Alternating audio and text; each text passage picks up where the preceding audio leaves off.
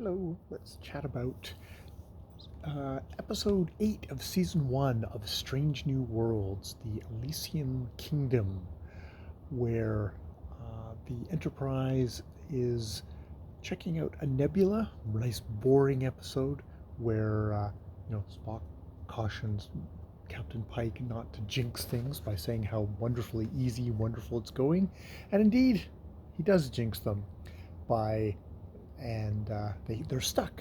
And then suddenly something happens, and the storybook that Dr. Mabenga was reading to his sick daughter, who has to spend most of her time in a transporter buffer or else her disease will progress and kill her, that storybook takes over the Enterprise, and everyone is transformed into characters from the book, where Dr. Mabenga isn't does not become a character. He does become the character in that he is the king, but he retains his consciousness. While everyone else gets to play characters in the story to great comic effect. Yeah, it's kind of a risky episode to do in the first season of a show where theoretically you haven't got to know the characters yet, so them playing different characters could fall flat. The good thing about the structure of Strange New Worlds is that each episode, the 7 previous episodes, have all served to usually focus on 1 or maybe 2 of the characters and really highlight them. Uhura, or the blind engineer whose name Hurrick, I think it is, that almost escaped me. Spock, number 1, Ortega to a certain degree. Did I say Uhura already? Uhura as the evil Queen Nev. So we go through the storybook adventure until, and they're thinking it's like, and Mabenga's thinking it's like, it's taken this out of my consciousness, until they realize that there's a difference in the story, and it's a difference that it didn't come from the story, it came from the consciousness of his daughter. And indeed, it turns out that there is a consciousness in the nebula that's made friends with her daughter, has sympathized with the daughter's loneliness of being trapped, and they've made friends. And I really enjoyed the character work, especially Anson Mount as a sniveling coward. He, with great levels of kind of overacting sniveliness, done just really well. The actress who is Uhura usually gets to be the evil queen quite wonderfully.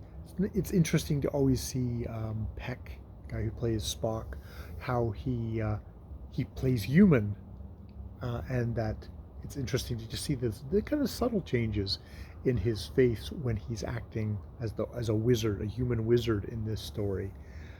You know, the thing where the story breaks down for me is when all this is discovered, and the alien says, "Oh, no, if the child doesn't, you have to pick between me or the child. You have to between your crew or the child," echoing the choice the king has to make in the storybook, which gets set up in the opener. But it says, "Oh, but there is another way, and that is you leave the child with me." At which point, Benga, who has just met this alien entity, knows nothing about it, says, "Oh, yes." Like the king in the story who discovered that the Mercury Stone had a soul, he has to let her go, which is like crazy. I mean, even when his daughter says, "Oh, I want to go," it's like, well, she is like 8 years old. She can't make that decision on her own. She's just met this creature. She has no idea about it. Momenga knows even less about it. What kind of motivations? It's like if you had a stranger come off the street and grab your child and say, "Oh, she comes with me and she'll have a happy life, but if you hold on to her, she'll die." It's like, you just tell the strange things like, yeah, thank you, but we haven't even had a home care situation, home study situation. No way am I gonna, you seem to be very interested in my child for some reason. No, no, that's not gonna happen. So it seems like a, and if only to kind of underscore that the writers understood this, she's like gets transported into this kind of being of pure consciousness like the nebula creature and goes off for adventures, and you're thinking, whoa, what the hell's all that about? But then instant later she beams back and is now an adult and has had wonderful adventures with Deborah, which is named the entity, which is apparently also the name of her dead mother. And it was all for the best, it was all great, which is like, it's a good way of going like, okay, we're going to answer that question that everyone's going to have, but it doesn't answer the question of why in the first place Mabengo would actually allow that to happen.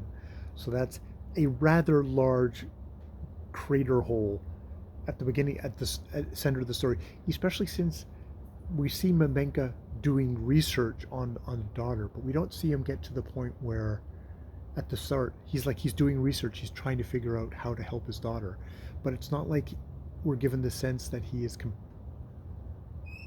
frustrated. Hello. So yeah, that's my thoughts on the story. I'll leave it there. More videos later.